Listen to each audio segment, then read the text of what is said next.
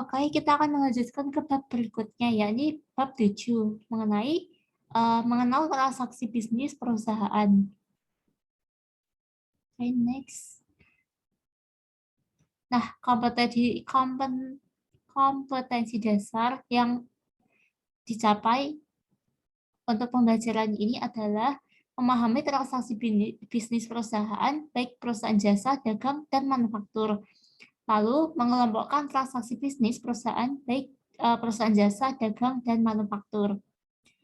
Kemudian kompetensi yang akan dicapai yakni serta didik dapat menjelaskan pengertian transaksi bisnis, dapat menjelaskan pengertian perusahaan jasa, dagang, dan manufaktur, lalu dapat mengidentifikasi karakteristik perusahaan jasa, dagang, dan manufaktur, kemudian dapat mengidentifikasi transaksi yang terjadi di perusahaan dagang, perusahaan jasa, dagang, dan manufaktur, lalu dapat mengelompokkan transaksi yang terjadi di perusahaan jasa, dagang, dan manufaktur. Lalu untuk pokok pembahasannya, kita akan membahas mengenai definisi transaksi bisnis, kemudian definisi perusahaan jasa, dagang, dan manufaktur, lalu karakteristik perusahaan jasa, dagang, dan manufaktur, lalu yang terakhir itu jenis-jenis transaksi yang terjadi di perusahaan jasa, dagang, dan manufaktur. Lanjut ke pengertian transaksi bisnis. Nah, transaksi bisnis itu apa? Transaksi bisnis adalah aktivitas atau kondisi ekonomi secara langsung mengubah kondisi keuangan entitas atau secara langsung mempengaruhi hasil operasionalnya. Contohnya, contoh transaksi bisnis itu misalnya menerima setoran modal awal dari pemilik, terus meminjam uang dari luar perusahaan, lalu membeli gedung dan peralatan, kemudian membeli bahan baku, membayar gaji pegawai, dan menjual produk yang dihasilkan. Lalu, walaupun bidang usaha dan skala perusahaan berbeda-beda, pada hakikatnya kegiatan perusahaan ini berkisar pada penggunaan sejumlah aset pada usaha produktif, sehingga dapat dilakukan penjualan dan memperoleh keuntungan. Jadi masih ingatkan, setiap perusahaan itu tujuan yang ingin dicapai itu untuk memperoleh keuntungan.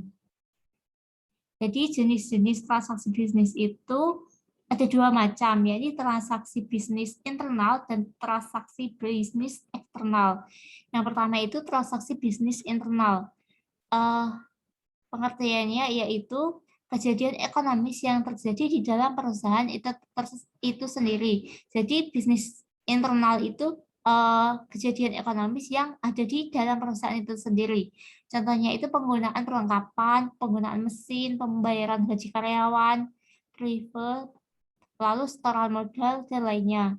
Nah, setiap transaksi ini akan mempengaruhi unsur-unsur dalam persamaan dasar akuntansi, yakni aset, liabilitas atau hutang, dan ekuitas atau modal. Jadi apabila penggunaan perlengkapan, maka perlengkapannya itu akan berkurang dan ekuitasnya itu juga akan berkurang karena terjadi beban dari penggunaan perlengkapan. Kemudian penggunaan mesin juga. Lalu pembayaran gaji itu asetnya itu kas akan berkurang dan modal juga akan berkurang. Rival itu kasnya akan berkurang dan modal juga akan berkurang. Untuk setoran modal, maka kas akan bertambah dan modal akan bertambah. Yang kedua itu transaksi bisnis eksternal. Adalah transaksi bisnis yang terjadi di dalam suatu perusahaan yang melibatkan pihak luar perusahaan. Jadi kalau transaksi bisnis eksternal itu kata kuncinya itu melibatkan pihak luar perusahaan. Contohnya itu pembelian barang dagangan, pembelian perlengkapan kantor, pembayaran hutang, pembayaran beban, dan lainnya. Transaksi ini melibatkan pihak luar seperti supplier atau pemasok, lalu pelanggan atau customer, dan investor atau pihak lain yang menanamkan modal di perusahaan. Nah, meskipun bersifat eksternal, tetapi tetap akan berpengaruh pada pencatatan akuntansi dalam perusahaan. Jadi, nanti transaksi ini juga akan berpengaruh pada aset, liabilitas, dan ekuitas. Kemudian, jenis perusahaan berdasarkan bidang usaha. Nah, jenis perusahaan berdasarkan bidang usaha ini ada tiga, yakni perusahaan jasa, perusahaan dagang, dan perusahaan manufaktur. Nah, kita lanjut ke pokok pembahasan yang pertama, yakni perusahaan jasa. Nah, perusahaan jasa itu apa sih? Perusahaan jasa adalah perusahaan yang kegiatan utamanya menjual atau menawarkan produknya dalam bentuk jasa kepada masyarakat luas. Jadi kata kunci dari perusahaan jasa itu produknya itu dalam bentuk jasa. Lalu untuk karakteristik perusahaan jasa itu kegiatan utama itu menjual jasa itu sudah pasti. Jadi perusahaan jasa ini tidak menawarkan barang dagangan ataupun produk berupa barang. Produknya itu bisa jasa, jadi bisa keahlian yang dimiliki itu ditawarkan. Terus contohnya itu kan misalkan salon, bengkel, nah terus potong rambut. Nah itu kan kegiatan utamanya itu menjual jasa atau keahlian kepada pihak lain. Jadi pihak lain atau pelanggan itu akan memberikan uang. Nah, uang itu sebagai pendapatan. Lalu tidak menyediakan produk dalam bentuk fisik. Nah, perusahaan jasa ini tidak menyediakan produk seperti produk dagangan ataupun produk lainnya yang berbentuk fisik. Lalu hasil produk tidak dapat disamakan. Nah, hasil produk jasa ini tergantung keahlian masing-masing pemilik atau tenaga yang terlibat dalam perusahaan jasa. Misalkan servis motor. Jadi antara perusahaan satu dan lainnya itu juga berbeda tergantung keahlian yang dimiliki oleh pelakunya atau yang terlibat dalam perusahaan jasa. Kemudian tidak memiliki harga pokok produksi karena tidak memproduksi barang, lalu tidak ada standar harga yang umum. Jadi kalau misalkan kalian servis motor di bengkel A dan bengkel B, biasanya harganya itu akan berbeda. Karena yang menetapkan harga itu pemiliknya atau pelaku usahanya, jadi tidak ada standar harga yang umum. Kemudian transaksi bisnis yang terjadi di perusahaan jasa itu yang pertama penerimaan uang dari pemilik perusahaan. Nah, saat memulai usaha, suatu perusahaan itu membutuhkan modal yang akan digunakan sebagai modal awal atau untuk menjalankan usahanya. Modal ini dapat berasal dari satu orang atau lebih, tergantung jumlah pemilik perusahaan yang bersangkutan. Nah, akun yang bertambah saat perusahaan menerima modal itu aset, yakni bisa berupa kas dan apapun itu, dan ekuitas atau modalnya juga akan bertambah. Lalu yang kedua itu penerimaan uang dari kreditur atau bank saat perusahaan meminjam dana. Nah, ketika perusahaan itu ingin mengembangkan usahanya, tentu akan membutuhkan modal yang lebih besar lagi. Untuk itu, pemilik usaha akan meminjamkan uang kepada pihak luar seperti ke kreditur atau bank. Kreditur itu pihak yang meminjamkan uangnya kepada pihak lain atau yang meminjamkan modal. Kemudian apa yang berpengaruh itu hutang pasti akan bertambah dan aset atau kas juga akan bertambah. Kemudian yang ketiga itu pengeluaran uang untuk pembelian aset dan membayar beban. Nah, dalam melakukan kegiatan usaha, suatu perusahaan akan membutuhkan peralatan, fasilitas, dan hal-hal lain yang menunjang untuk melakukan kegiatan usahanya. Untuk menyediakan itu semua, perusahaan jasa akan berhubungan dengan pihak luar perusahaan yang akan menyediakan peralatan atau menyediakan sumber daya yang dibutuhkan perusahaan. Untuk itu, pada transaksi ini akan selalu menjadi pengeluaran rutin yang dilakukan oleh perusahaan. Jadi, pembelian aset seperti peralatan, perlengkapan, dan lainnya, serta pembayaran beban seperti beban listrik, air, gaji itu menjadi pengeluaran rutin yang dilakukan oleh perusahaan. Nah, akun-akun yang mengalami perubahan itu aset, liabilitas, dan ekuitas, tergantung transaksi yang terjadi itu apa. Kalau transaksi pembelian peralatan, maka aset berupa peralatan akan bertambah, lalu kasnya berkurang, atau bisa jadi hutangnya bertambah. Kemudian untuk pembayaran beban, maka kasnya itu akan berkurang dan modal juga akan berkurang. Kemudian yang keempat itu penjualan jasa untuk memperoleh penghasilan. Setiap perusahaan akan menjual produk yang dihasilkan untuk mendapatkan penghasilan. Jadi setiap perusahaan itu akan menjual produk. Jadi kalau perusahaan jasa akan menjual produk berupa jasa, kalau perusahaan dagang akan menjual produk berupa barang dagangan, Kalau perusahaan manufaktur akan menjual produk berupa barang jadi atau barang setengah jadi. Jadi tujuan untuk menjual produk itu untuk mendapatkan penghasilan. Nah, dalam perusahaan jasa, produk yang dihasilkan itu berupa jasa. Transaksi ini akan menyebabkan perubahan pada akun aset dan ekuitas. Jadi apabila terjadi penghasilan atau perusahaan mendapatkan penghasilan, maka kasnya akan bertambah dan ekuitasnya akan bertambah. Atau aset lain seperti piutang akan bertambah dan ekuitas akan bertambah. Nah, aset itu akan bertambah, aset berupa kas akan bertambah apabila perusahaan mendapatkan uang tunai dari penghasilan, lalu piutang usaha itu akan bertambah apabila perusahaan belum mendapatkan uang atas jasa yang diberikan kepada pihak lain. Jadi perusahaan itu sudah mengakui pendapatan, tapi belum menerima uang. Nah, itu dimasukkan ke dalam akun piutang usaha. Lalu ekuitas akan bertambah. Nah, walaupun perusahaan sudah menerima kas dari pendapatan maupun belum menerima kas atau masih terjadi piutang usaha. Lalu yang kelima itu pembayaran utang ke perusahaan kepada kreditur. Nah, apabila perusahaan mempunyai hutang pada pihak kreditur atau pihak lain, maka setelah mendapatkan penghasilan atau keuntungan atau pendapatan, maka perusahaan akan membayarkan hutangnya ke pihak lain atau pihak kreditur sesuai kesepakatan. Nah, akan yang terpengaruh itu liabilitas atau hutang usaha akan berkurang karena perusahaan sudah membayar dan kas atau asetnya juga akan berkurang. Kemudian yang keenam itu pengembalian aset yang ditanamkan oleh pemilik. Jadi setelah perusahaan berjalan beberapa waktu dan memperoleh laba yang cukup, maka sang pemilik akan mengambil hartanya yang menjadi hak di perusahaan. Harta yang diambil adalah harta yang dulu menjadi modal awal bagi perusahaan.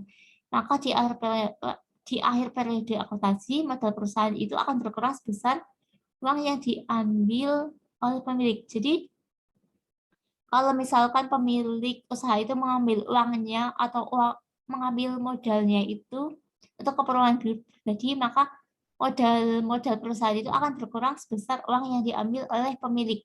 Nah, transaksi ini biasanya disebut sebagai privilege. Nah, akan yang terpengaruh itu kas pasti akan berkurang dan modal atau ekuitas juga akan berkurang. Yang kedua itu perusahaan dagang. Nah, perusahaan dagang itu apa sih? Perusahaan dagang adalah perusahaan yang kegiatan usahanya membeli barang dagangan dan menjual kembali tanpa menambah atau mengurangi nilainya. Jadi, perusahaan dagang itu membeli barang dagangan dan menjual kembali tanpa mengubah bentuk dari barang dagangan tersebut atau menambah maupun mengurangi nilai dari barang tersebut. Jadi bentuk-bentuk perusahaan dagang itu supermarket, distributor, retailer, dan pengecer. Nah, karakteristik perusahaan dagang itu kegiatannya membeli barang, menyimpan, dan menjual kembali. Jadi tidak ada pengolahan atau pengubahan bentuk dari barang dagangan tersebut. Yang kedua itu tidak ada proses produksi terhadap barang yang dijual. Jadi tidak ada pengolahan kembali barang dagangan. Seperti itu. Kemudian jenis-jenis transaksi yang terjadi di perusahaan dagang. Yang pertama itu transaksi pembelian. Transaksi pembelian perdagangan itu akan dicatat pada akun pembelian. Pembelian itu dapat dilakukan secara tunai maupun kredit. Dan bisa juga sebagian tunai dan sebagian kredit.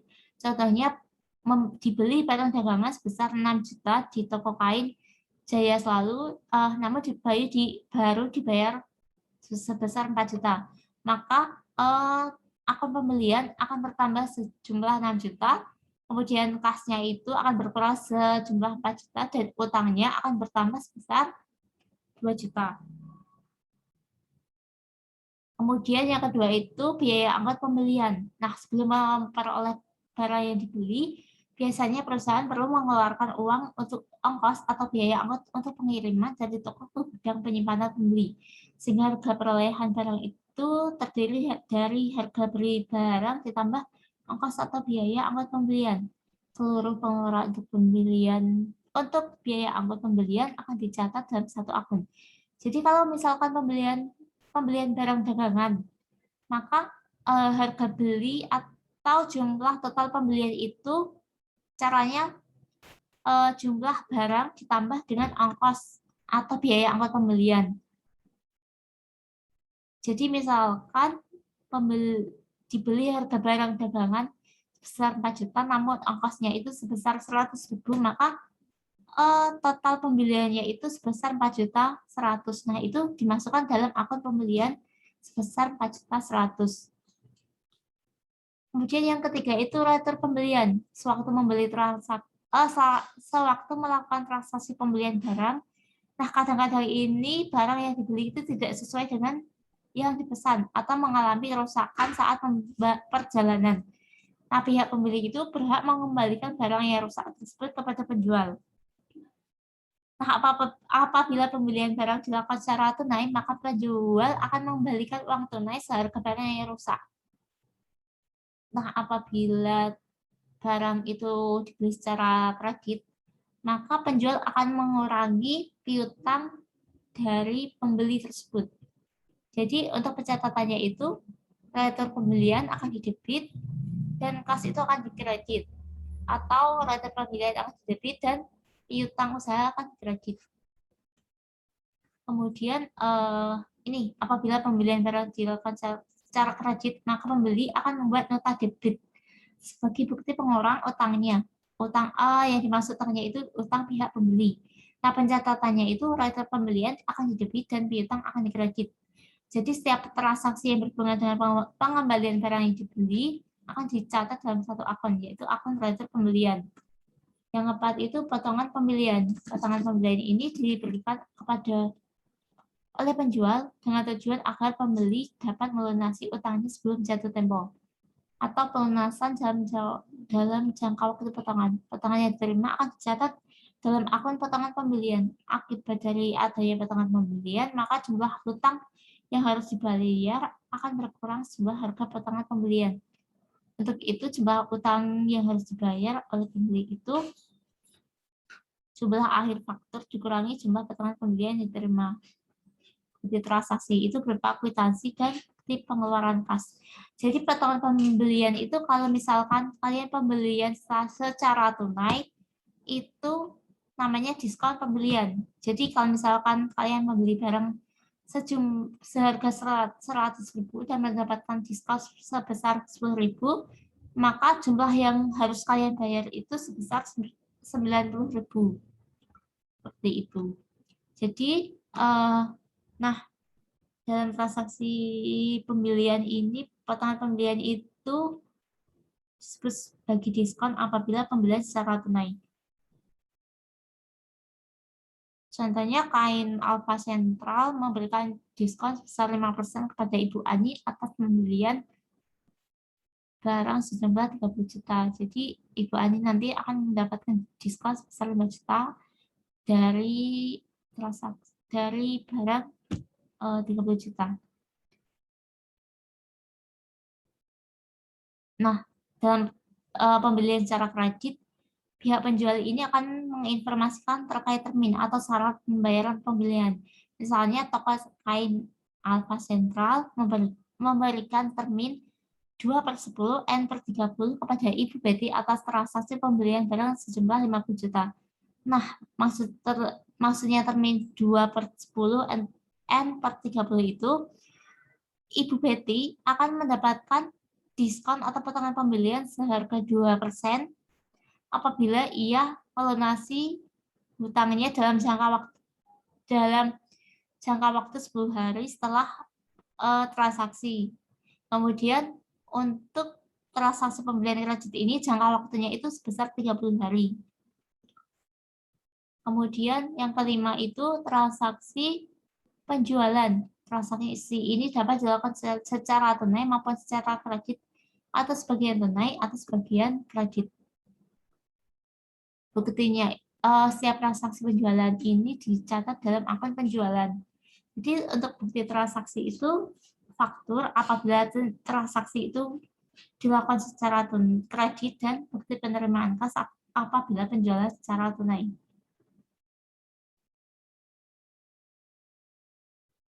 Yang keenam itu retur penjualan. Nah, retur itu apa sih? Retur adalah sejumlah barang pengembalian dari pihak pembeli dengan alasan tertentu seperti barang rusak atau barang yang dikirimkan itu tidak sesuai pesanan. Jadi pembeli itu akan mengembalikan barang kepada pihak penjual karena barang rusak atau barang yang dikirim itu tidak sesuai pesanan. Nah, itu dinamakan retur penjualan. Nah, bagi pihak penjual, pengembalian barang itu akan mengurangi piutang apabila pembeli itu melakukan pembelian secara kredit, sehingga perusahaan akan kemudian penjual itu akan menerbitkan nota kredit atau mengurangi piutang pelanggan dan dicatat ke dalam akun retur penjualan. Lalu apabila pembeli atau pelanggan membeli barang secara tunai, maka akun yang terpengaruh itu retur penjualan akan dijepit atau akan bertambah dan kas akan berkurang karena uang tunai itu atau pembeli atau untuk mengganti uang barang yang rusak kepada pembeli.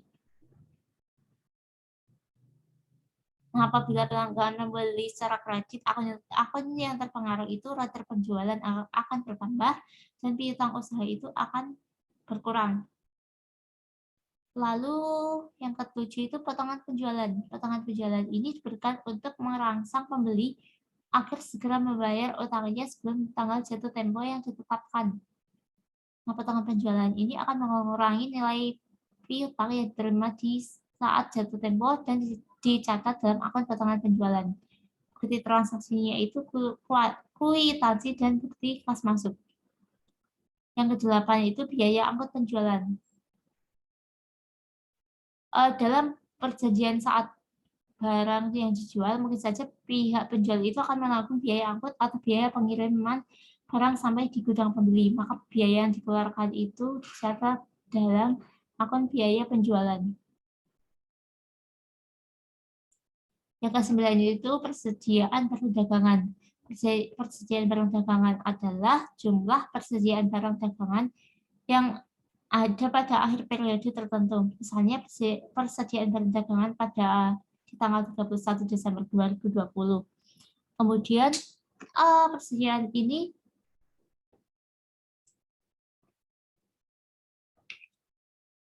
misalnya itu persediaan barang di tanggal 31 Desember 2020 itu sejumlah nilai persediaan setelah dilakukan perhitungan secara fisik atau stok opnam yang ada di gudang atau toko.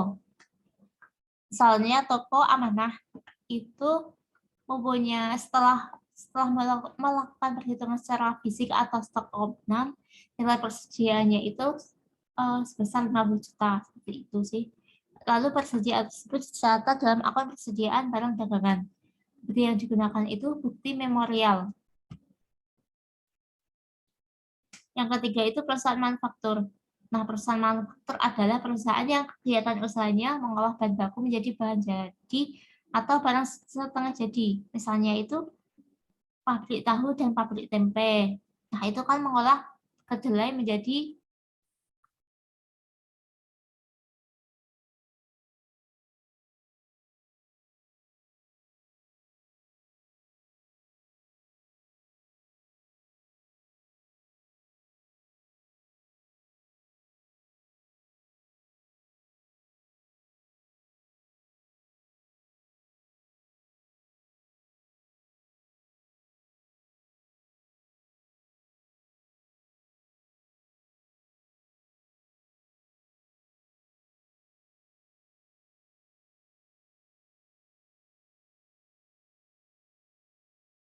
Oke, saya akan melanjutkan.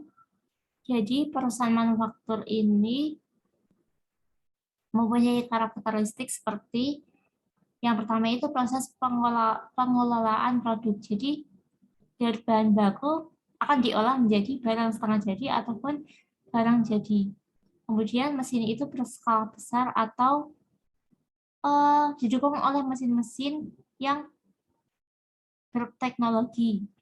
Kemudian produksi ini produksi yang sangat kompleks, maksudnya di dalam perusahaan manufaktur itu pasti ada departemen pengolahan.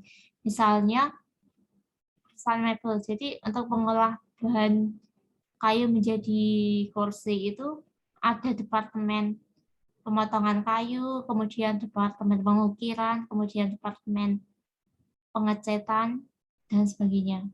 Kemudian biaya produksi yang besar. Nah, karena adanya penggunaan mesin, kemudian tenaga kerja juga harus banyak, kemudian ada perawatan mesin dan sebagainya, maka biaya produksi ini cenderung besar. Lalu ada pemasaran dan penjualan. Jadi produknya itu ada departemen pemasaran dan departemen penjualan. Kemudian jenis-jenis transaksi yang terjadi di perusahaan manufaktur itu ada transaksi pembelian bahan baku. Bahan baku adalah bahan utama yang digunakan dalam proses produksi. Pembelian bahan baku ini dapat dilakukan secara kredit maupun secara tunai, atau sebagian tunai dan sebagian kredit. Nah, pembelian bahan baku ini dicatat dalam akun persediaan bahan baku. Akun yang terpengaruh itu kas, itu akan berkurang karena untuk pembayaran pembelian. Kemudian persediaan bahan baku itu akan bertambah dan hutang usaha itu bisa bertambah dan akan berkurang apabila hutang dibayarkan. Kemudian yang kedua itu pembayaran tenaga kerja langsung. Tenaga kerja langsung adalah tenaga kerja yang terjun langsung dalam proses produksi. Nah, pembayaran tenaga kerja langsung ini akan membentuk akun biaya tenaga kerja langsung. Nah, akun yang terpengaruh itu kas apabila gaji itu telah dibayarkan. Kemudian akan timbul akun biaya tenaga kerja langsung. Kemudian ada utang gaji apabila gaji itu belum dibayarkan. Kemudian yang ketiga itu pembayaran BOP atau biaya overhead pabrik. BOP ini semua biaya produksi selain biaya bahan baku dan biaya tenaga kerja langsung. Jadi biaya selain biaya bahan baku dan biaya tenaga kerja langsung. Contoh biaya ini terjadi akibat dari aktivitas berbagai pendukung produksi seperti pembelian bahan pengawal, penyimpanan barang di gudang, terus penyetelan mesin, pembersihan tempat kerja. Akun yang terpengaruh itu kas apabila biaya dibayarkan kepada pihak lain, lalu akan timbul akun biaya overhead pabrik dan utang usaha apabila biaya belum dibayarkan kepada pihak lain. Yang keempat itu penjualan barang jadi. Barang jadi yang telah melalui proses produksi itu akan dijual oleh perusahaan. Nah, penjualan barang jadi ini dapat dilakukan secara tunai ataupun kredit, atau sebagian tunai dan sebagian kredit. Penjualan ini akan dimasukkan dalam akun penjualan barang jadi. Nah, penjualan ini akan menjadi pendapatan bagi perusahaan manufaktur. Terima kasih.